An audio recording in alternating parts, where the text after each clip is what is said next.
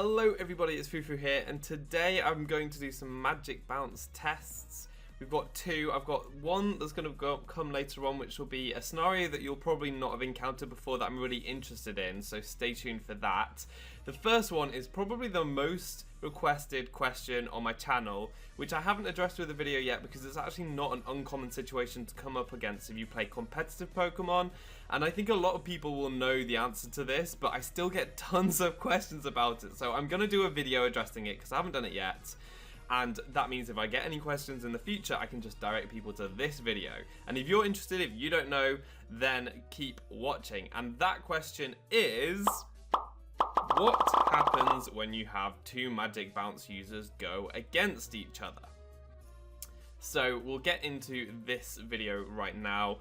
It's going to be a really quick first test just to show, but when you first imagine two magic bouncers going up against each other and they go for a status move, like, your mind could conjure up images of this infinite ping pong match where like a thunder wave bounces between the two Pokemon back and forth and back and forth and back and forth, and it's never ending. But that seems unlikely as to how it might work in game because you're not going to have a never ending battle. That would be pretty rubbish.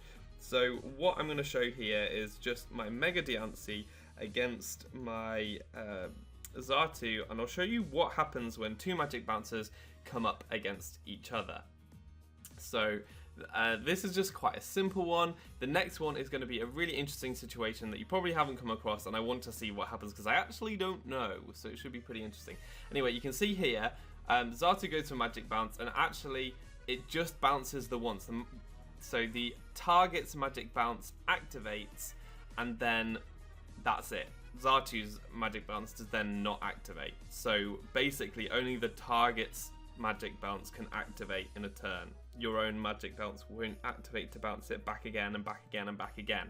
So that's basically how it works. I hope that that has answered the questions so that we can move on to some more interesting things, as is my next experiment will be, so bear with me. Okay, so this next experiment is going to be a little bit different. What we're going to see is what happens when you target a magic bounce Pokemon when they're in a semi-invulnerable state, and what that means is when they are flying or bouncing or digging or diving or whatever else, because I've probably forgotten some. That ghost move where they disappear and stuff. And what we're going to do here, Phantom Force, that's it, I knew it was there. What we're going to do is first off try a status move that doesn't actually directly target the Pokemon, so we're going to try Stealth Rock first, and then I'm going to try and target the Sableye with a Toxic. Now why this is interesting is because I've got No Guard Golurk, so he can actually hit Pokemon going for a fly or dig or dive while they're in that state because No Guard always hits. But does Magic Bounce activate in that situation? Because they're underground, and when Magic Bounce activates, basically the Pokemon steals the move. It's rather than them like just bouncing it back, they actually use the move. So will it come up from the semi-invulnerable state? Will it just bounce it while it's in the semi-invulnerable state? This is going to be quite interesting. The move that I'm going to be going for is, with my Mega Sableye, I'm actually going to be going for the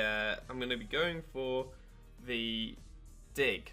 It gets dig back in Aurus, so I've transferred my Sableye back over from Aurus, and it's going to dig underground, and with its little claws, take its gem with it. Makes sense because it lives in a cave. What is it with my words today? I can't get them out.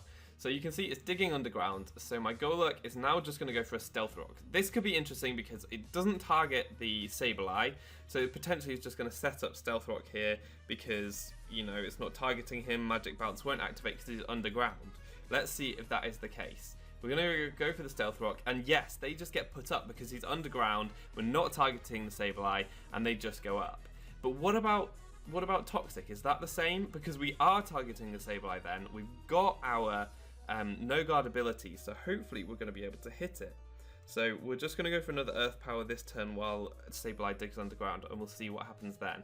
But I think this is a scenario that you probably won't have come across because you don't see moves like dig or fly or dive or bounce very frequently in the competitive scene, which is where most people will get their battling experience from. So let's see what happens if we go for a Toxic right now. Does it bounce back, or does it actually, it just targets the Sableye? So that is how you can poison or like burn or whatever a Magic Bounce Pokemon. I think that's really cool. So we've got a toxic Mega Sableye.